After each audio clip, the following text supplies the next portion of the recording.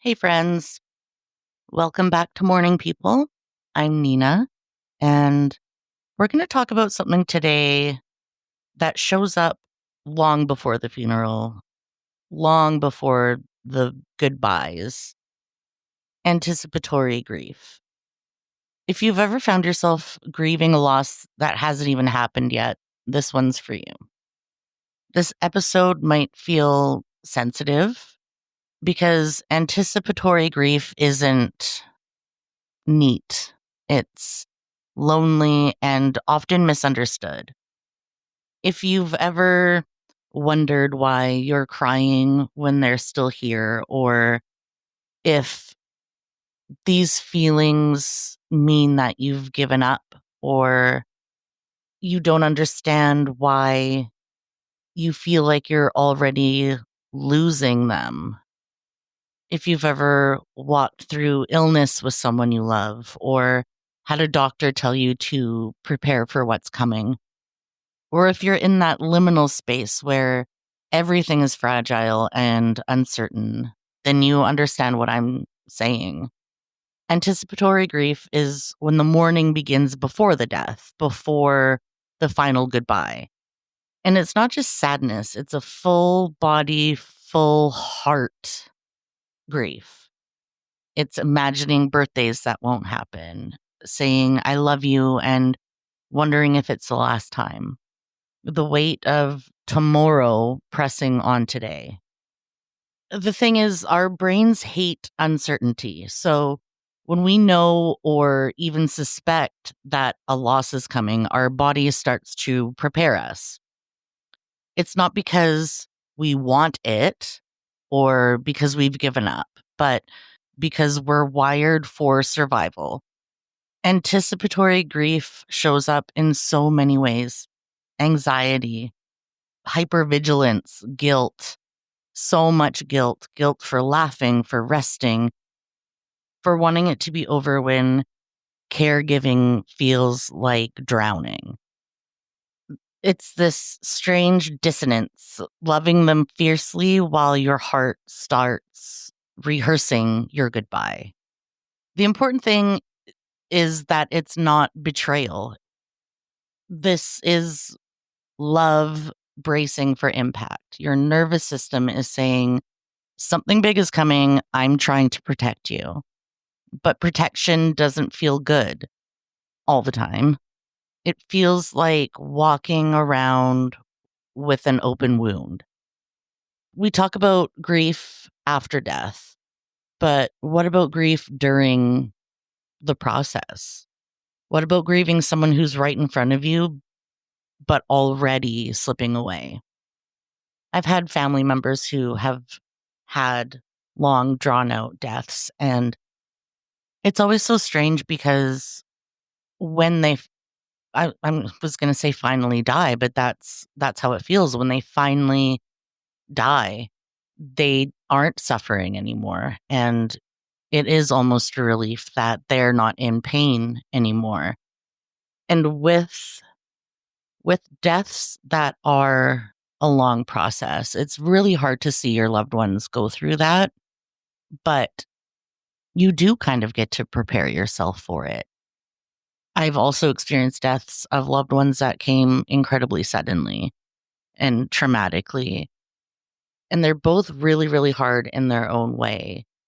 When it's sudden, it's kind of like it's forced on you, have to feel these feelings. You have no time to process and you just kind of get through it. But when it's long and drawn out, the anticipatory grief is really hard sometimes. And you're going to have good days and you're going to have really, really hard days. But watching someone that you love go through all of these changes, and, in this line of work, there are people who are beyond the capability of being able to take their death into their own hands, and they're past the point of medical assistance in dying.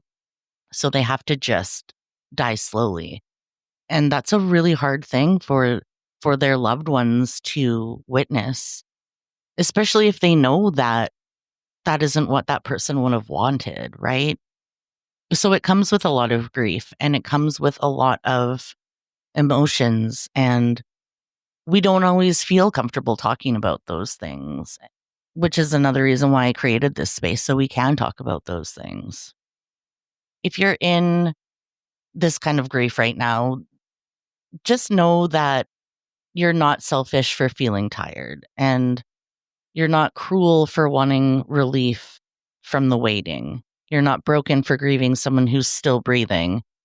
You love them, and this pain is proof of that love. So, what do we do with anticipatory grief? You let it have space without letting it steal every moment. You talk about it, even if it feels awkward. We really shy away from these kinds of conversations, and death is such a almost like a taboo subject. And with this work that I'm doing, we don't use phrases like pass away or it's their time. It's time to go home. We say they're dying. It's death and they're dying because it helps normalize talking about it and it helps be real about it. Allow joy without guilt because joy doesn't cancel grief. And when the wave feels too big, you reach out for help. A friend, a counselor, a community like this one, an end of life supporter, if you may know any, because carrying this alone will crush you.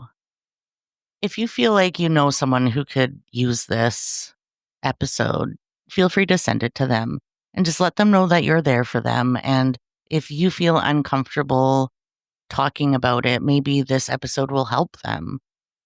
There are a lot of people that struggle with anticipatory grief. And like I said, it comes with so many different feelings and so many different emotions. And there's so many steps when a loved one is dying that a lot of times you don't get time to grieve. You don't get time to hold space for yourself and for your feelings. So I feel like this episode could really benefit a lot of people. All right, friends, that's it for me today. Thank you for being here with me today. You can look for me on Instagram at Mourning People Podcast and feel free to reach out there about your anticipatory grief or any of your grief. Any topics you would like me to speak on in the future. It's blood work day tomorrow, friends. So tomorrow I get to eat like a regular person again, and I'm very excited. But for right now, I'm going to go have some non-fat Greek yogurt again and maybe half a bell pepper. So I hope you enjoy your day. Be gentle with yourself and be gentle with the people around you. And just remember to try to support people who are grieving. I know it's really hard to witness grief. I know it's hard to witness people who are struggling with emotions and navigating the process of dying or helping a loved one die. But we don't need to be scared to talk about it. We don't need to be scared to hold space for it. And we can start having real conversations about it instead of being awkward and tiptoeing around the subject. We are all going to die. So we might as well embrace it and talk openly about it. Okay, friends, have a good day. Send me pictures of your dinners on Instagram.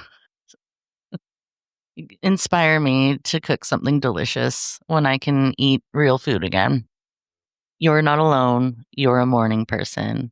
Bye, friends.